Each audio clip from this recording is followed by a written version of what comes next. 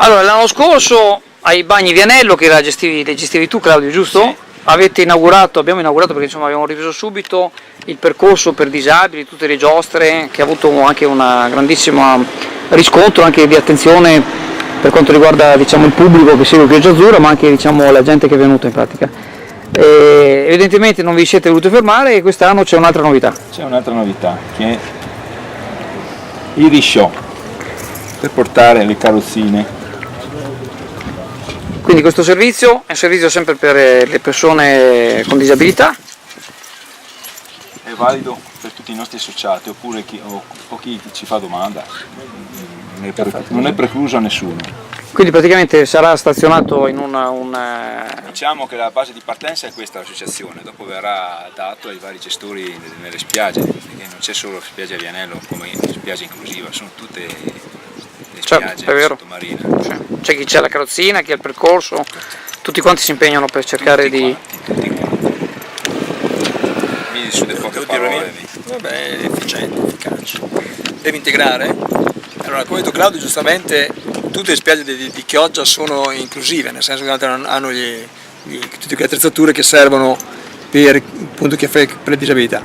L'anno scorso è stata la spiaggia inclusiva a Vianello, viene riconfermata quest'anno, quindi quest'anno si faranno quelle giornate con le associazioni, con quelle che fanno il kayak piuttosto che pet therapy, quindi si riprende quell'esperimento meraviglioso che noi speriamo venga replicato anche in altre spiagge, che non solo Ascot, perché poi sai, può sembrare che una cosa facciamo solo noi, non è così.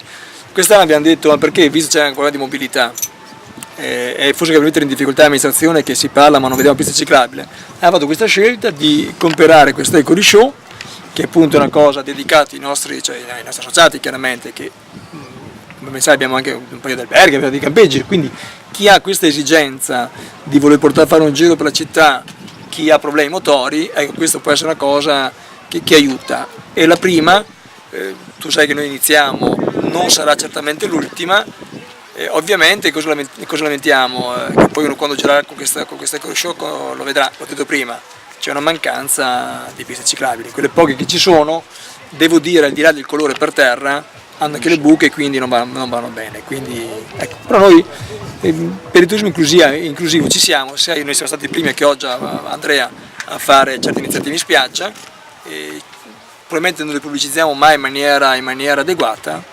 tra l'altro si parla molto. Tu vedi anche, non so, le dotazioni dei defibrillatori in spiaggia, no? Tutti dicono facciamo, diamo, qua c'è sempre questo fare. È vero. Noi però abbiamo 12 nelle nostre postazioni, sono pochi, sicuramente sì, noi ne abbiamo 12. Se tu mi dici altri ne hanno, preferisco non rispondere. Comunque ecco, voglio dire, quello che dicevano non sono obbligatori, non è così. E questo non è obbligatorio, però noi crediamo che la sensibilità deve essere dimostrata anche nei fatti. Ripeto, questo è l'inizio, non ci fermeremo qua perché poi faremo anche altre iniziative che non sto qui a dirtelo adesso perché al momento giusto Andrea è sempre meglio fare provare e dopo dire. Ma infatti questa è la cosa migliore sempre. Quindi a disposizione, ti ripeto, noi queste per i nostri associati insomma, sono già al corrente, conoscenza che c'è, e chi per un calendario, chi serve portare, insomma è una cosa che insomma può far godere la nostra città a persone che appunto, ripeto, hanno delle difficoltà.